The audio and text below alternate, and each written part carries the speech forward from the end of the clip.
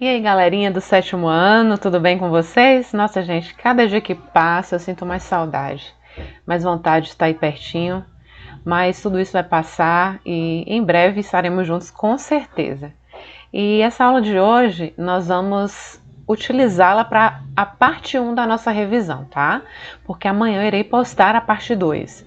Nós vamos por parte, porque nesta parte inicial nós vamos trabalhar a questão poética da linguagem, o estudo da literatura como um todo, do conceito de gênero poético dentro da língua portuguesa, tá? E o que poderá cair na nossa avaliação, tá, gente? Então, as páginas de estudo de vocês serão da página 35 à página 57. Todo o conteúdo vai estar aí dentro dessas páginas, tá, gente? Então, dentro dessa unidade, nós temos aí as sensações em ritmos e versos. Vocês lembram que nós iniciamos lá atrás falando sobre o poema A Porta? Depois nós falamos de outros poemas, eu coloquei para vocês uma música de Caetano Veloso. Nós falamos na última aula sobre Minha Terra Tem Palmeiras, Onde Canto Sabiá. Então nós temos trabalhado ao longo desta P2 poemas. E não tem como a gente falar de poemas sem falar de figuras de linguagem, sentido conotativo, tá? Então esses são os nossos assuntos aí da parte 1 que eu vou falar hoje. Gênero textual, poema, elementos do poema, rimas alternadas e rimas paralelas, interpretação de texto, figuras de linguagem, paralelismo, personificação, antítese e metáfora e função poética da linguagem. Então, esta parte 1 vai contemplar aí esses conteúdos, gente. Vamos iniciar então com um poema, já que a gente está falando de gênero poema. É chuva que se espalha sobre a telha, é o vento nas asas da borboleta de papel, é a flor do jarro esperando a abelha, é o olhar de criança em que a gente se espelha, é a nuvem que a gente adestra em cordel. Lídia Vasconcelos.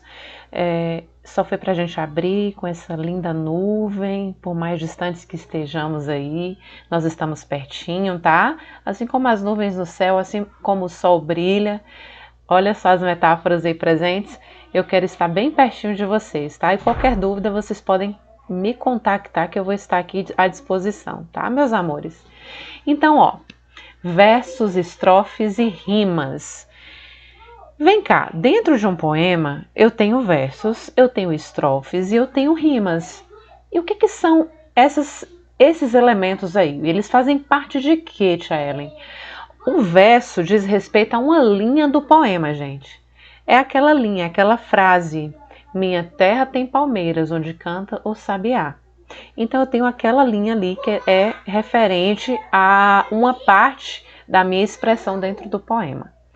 A estrofe é uma unidade com alguns destes versos, então eu tenho mais frases aí compondo uma estrofe, certo? Então geralmente uma estrofe se fecha quando as rimas se casam, mas quando a gente não tem rimas, como é que a gente faz para detectar a musicalidade, tá bom? A rima, ela é a repetição sonora de palavras que podem estar no final ou no interior dos versos. Minha terra tem palmeiras onde canto sabiá. As aves que aqui gorjeiam não gorjeiam como lá. Sabiá e lá, certo? Então nós temos aí uma musicalidade, uma repetição de sons. Mas também, gente, nós temos as rimas alternadas. Elas se alternam. Lembram que eu falei para vocês? Elas não vêm uma abaixo da outra, mas elas vêm com a sonoridade alternada. O meu amor não tem importância nenhuma, não tem o peso nem de uma rosa de espuma. Então vocês podem perceber que a palavra tem rimou com nem e nenhuma rimou com espuma. Esse poema é de Cecília Meirelles. Olha que fofinho, gente. Esse gifzinho aí. As rimas paralelas, elas já se combinam uma abaixo da outra. Vamos ver esse poema de Ferreira Goulart. Vagueio campos noturnos, muros soturnos, paredes de solidão sufocam a minha canção. Então vocês percebem que as palavras elas apresentam essa rima uma abaixo da outra, uma frase abaixo da outra, e as últimas palavras elas têm essa musicalidade, ó. Soturnos, noturnos, solidão, canção. Figuras de linguagem. Dentro dos poemas, nós sempre temos alguma composição que apresenta uma figura de linguagem. Então, as figuras de linguagem são as representações de palavras na língua portuguesa com significado aí conotativo. Lembra da última aula que nós falamos de sentido conotativo? Então, a primeira figura que nós vamos falar e apresentar para vocês é o paralelismo. E relembrar, né, gente, das aulas anteriores. O que é o paralelismo? É a organização de ideias e expressões de estrutura idêntica. Então, eu tenho que ter dentro do mesmo texto palavras idênticas ou sentidos idênticos. Vamos lá para os exemplos? Tipos de paralelismos. Nós temos o sintático, que está relacionado aos termos da estrutura dentro da frase. Como eu falei para vocês na aula anterior, é quando a sintaxe que a gente fala na língua portuguesa é quando palavras participam da mesma classe. Por exemplo, são substantivos, são palavras iguais, são adjetivos. Então, nós temos aí, ora jogava videogame, ora fazia a lição de casa. Então, o ora se repete, são palavras iguais. Então, nós temos aí uma parte sintática, que é representativo do ora, que pode ser também uma conjunção aí na língua portuguesa, tá? Semântico. Semântico está relacionado às ideias iguais dentro de uma frase. Nunca as palavras poderão ser iguais, mas elas têm sentidos parecidos. Por exemplo, Marcos gosta de chocolate e de pipoca. Eu não disse que Marcos gosta de chocolate e de brincar de carrinho, que o sentido está totalmente diferente, né? Chocolate é uma comida, brincar de carrinho, carrinho seria um objeto, um brinquedo. Mas chocolate e pipoca são alimentos. Ok, gente? Então, essa é a parte semântica do paralelismo. Metáfora é a nossa outra representação aí de figura de linguagem, é outro tipo de figura de linguagem. Então, ela é uma figura que consiste no emprego de uma palavra, percebam essa parte em vermelho, gente, palavra com sentido que não lhe é comum. Então, por exemplo, se eu falo, você é um anjo, eu não estou querendo dizer que a pessoa voa como anjo, tem asas, enfim. Mas que ela apresenta ali uma suavidade, uma pessoa muito, muito angelical, no sentido de ser meiga, né? Então, palavra com sentido que não lhe é comum ou próprio, sendo esse novo sentido resultante de uma relação de semelhança, de interseção entre dois termos. Foi como eu falei para vocês agora. Então, vamos para os exemplos? O monstro da preocupação. Olha só, nós temos, além do sentido conotativo, nós temos essa representação aí. O monstro da preocupação. Eu estou querendo dizer que a preocupação, ela é muito terrível, ela é exageradamente nociva para mim. Então, eu utilizei a palavra monstro, que não está empregada no sentido real dela, não quero dizer que a preocupação é um monstro, mas que ela se torna algo realmente grandiosa, temerosa, medonho, tá, gente? Outros exemplos aí de metáforas. Não sei, olhem para vocês verem as partes que estão em azul. Não sei que nuvem trago neste peito, que tudo quanto vejo me entristece. Alexandre de Gusmão. Nuvem trago neste peito. Que nuvem que eu trago no peito? Na realidade, essa nuvem pode ser meu coração, né? Então, eu empreguei o sentido nuvem, que não é comum utilizar para coração, mas talvez seja algo que está ali dentro, passando e gerando essa tristeza toda aí nesse poeta. Segundo exemplo, sua boca é um cadeado e meu corpo é uma fogueira. Chico Buarque de Holanda, gente. Essa parte em azul e a parte também abaixo aí. Sua boca é um cadeado. Eu estou usando a palavra cadeado não no sentido real dela, mas eu estou empregando aí para a boca que ela é cadeada e que o corpo da pessoa é uma fogueira. Não quer dizer que também é uma fogueira. Terceiro exemplo, não fique pensando que o povo é nada. Carneiro boiada, débil mental para lhe entregar tudo de mão beijada. Olha só, nós temos aí o exemplo de carneiro boiada, de mão beijada. Como é que essa mão beijada? É uma mão que é beijada mesmo? Ou é porque eu estou entregando tudo facilmente para aquela pessoa? Eu estou comparando as pessoas a carneiro e boiada. E aí? Eu posso compará-las? Talvez a boiada sejam pessoas bem intensas ali, né? E o carneiro, pessoas mais tranquilas no que diz respeito ao emprego da palavra, tá, gente? Oh, que fofinho! Olha, o gatinho e o cachorrinho. Só pra gente demonstrar o que é uma antítese. É bem contraditório, né, gente? Cachorro gostar de gato e... Tem casos em que cachorros realmente gostam muito de gatos, mas na maioria das vezes os cachorros correm atrás dos coitadinhos dos gatos e muitas vezes eles rolam por aí e caem de alturas incríveis, né? Mas tem muito gato amigo de cachorro. Mas a antítese é uma figura de linguagem que representa uma contradição de ideias, tá? Então vamos ver os exemplos da antítese? Já estou cheio de me sentir vazio.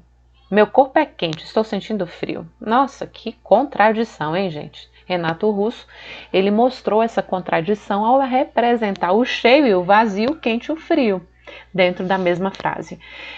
Segundo exemplo, ele a amava, ela o odiava. Então, dentro da mesma frase, a gente tem amar e odiar, ele e ela. Então, vocês veem aí a antítese sendo expressa, que é, no caso, a total aí contradição das ideias, tá? Hoje fez sol, ontem, porém, choveu. Hoje e ontem, sol e choveu. Ideias contraditórias. Viverei para sempre ou morrerei tentando? Spider Robinson. Uau, que expressão, hein? Viverei ou morrerei. Totalmente contraditória as ideias, ó. São antagônicas, antítese, tá? Lembrem sempre aí do cachorrinho e do gatinho. É contraditório, né? Mas acontece. Vamos lá. Nós temos também outra figura que é a prosopopeia ou personificação. De antemão já digo que vocês têm uma questão de prosopopeia e personificação aí na provinha de vocês, tá, gente? Então, o que é isso? É uma figura que consiste em atribuir qualidades humanas a seres inanimados. Muito em desenho animado a gente tem isso. É cadeira que fala, é porta que fala, é computador que fala, animal que fala. Eles ganham vida de seres humanos. Por exemplo, o mato já zarolho enrolando as folhas. Então, nós temos características humanas aí para o mato. Zarolho e enrolando, que não são características de mato, mas características humanas. Por isso que o nome é personificação. Vem de pessoa a palavra personificação, tá? Outro exemplo. O vento beija meus cabelos, ondas lambem minhas pernas, o sol abraça o meu corpo. Lulu Santos. Deve ser uma parte de uma música dele. Então, olha para vocês verem aí, gente. É um negócio meio complicado aí, né? Como é que o vento beija? Como é que as ondas lambem? E como é que o sol abraça? Então, nós temos características de comportamento humano empregado para coisa, para objeto, para estado, situações, né?